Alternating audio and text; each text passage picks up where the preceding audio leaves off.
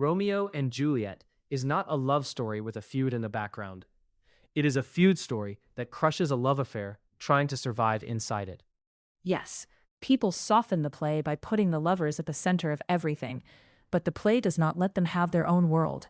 The feud gets there first, fills the air, and limits every choice they make. So, the question is not just, do Romeo and Juliet love each other? The question is, what kind of world makes that love so weak, so exposed, and so short-lived? Exactly. The feud feels bigger because it is bigger. It is older than they are, public, inherited, and everywhere. Their love is private and new. The feud has servants, fathers, swords, law, and street power behind it. And Shakespeare tells you that immediately. He does not open with a balcony, he opens with men in the street baiting each other into a fight. That opening matters. Even the servants carry the feud. They trade insults, flash weapons, and start public disorder before Romeo or Juliet even appear. That is inherited social poison. You do not need a personal reason. You are born into it and expected to perform it. So, this is not private hatred between two difficult fathers. It is a whole civic atmosphere. Right. The prince has to step in because Verona is being dragged into repeated violence. Old men join in. Young men escalate it. The feud is not decoration. It is a system that keeps producing conflict in public view. That changes how we read the lovers. Their problem is not just strict parents. It is that every public space is already charged. And that is why secrecy exists. People talk as if secrecy makes the romance exciting. No. Secrecy is a survival tactic. Juliet cannot openly choose a Montague. Romeo cannot openly court a Capulet. Friar Lawrence has to work in shadows because the social world gives them no safe route. Even the first meeting happens under pressure. Romeo enters the Capulet feast masked as an enemy name in enemy territory. Yes, and Tybalt's reaction proves the point. Romeo has barely spoken to Juliet before Tybalt wants violence. That is how thin the margin is. One young man hears a Montague voice at a party, and the whole room tilts toward danger. Which means the romance is fragile from the start, not because the feelings are fake, but because the environment is hostile. Hostile and stronger than they are. That is the key. People often treat the feud like an obstacle in a romance plot, but it behaves more like the ruling force of the play. It decides where people can go, what they can say, who they can marry, and what risks come with being seen. Then the play makes that force impossible to ignore in a street fight that gets Mercutio and Tybalt killed. And look at the mechanics there. Romeo has just married Juliet, so he tries to refuse the duel. In another kind of play, that might calm things down. Here it makes him look weak.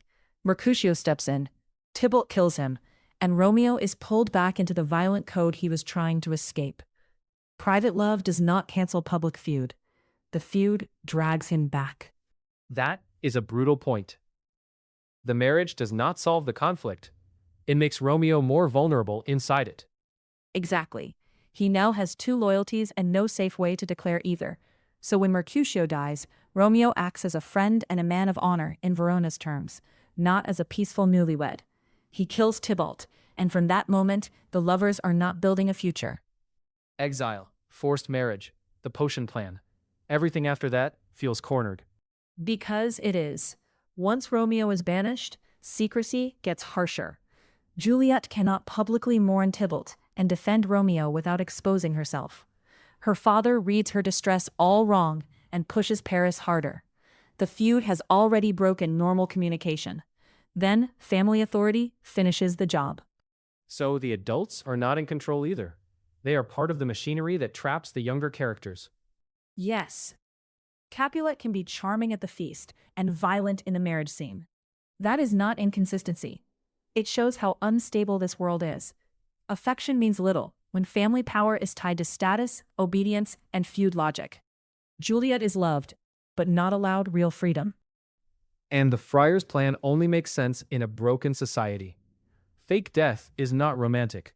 It is what people try when open truth is impossible. Right. If the social world were healthier, there would be no need for a secret marriage, no need for coded messages, No need for a tomb gamble. The plan is desperate because the public order has failed. The lovers are not tragic because love is intense. They are tragic because the world around them is structurally unsafe. That also explains why the feud feels bigger in memory. We remember the balcony, but the play keeps returning to law, family, servants, duels, banishment, and reputation. Yes, the romance is vivid, but the social world is heavier. It is larger than any one scene, and it keeps collecting consequences. By the time the lovers die, their deaths do not just end a relationship. They expose how much damage the feud has already done to the whole city. So, when people reduce the play to young passion, they miss the actual scale of it. They miss the pressure system. Shakespeare is not showing two lovers floating above society.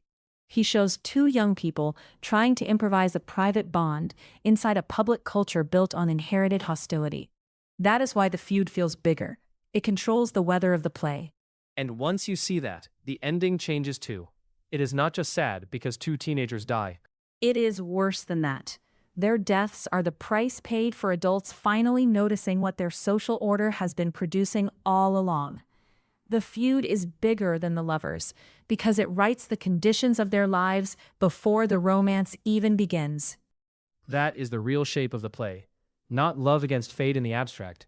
Private love trying to live inside a public world already trained for violence.